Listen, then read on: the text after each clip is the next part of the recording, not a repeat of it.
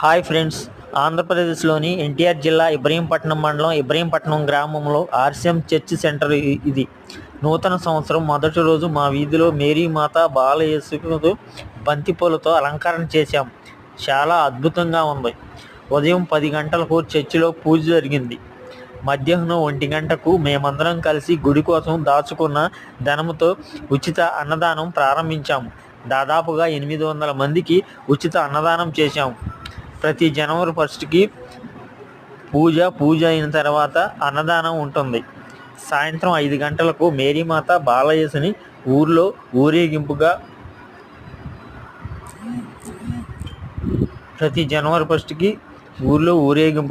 తీసుకొని వెళ్తాము.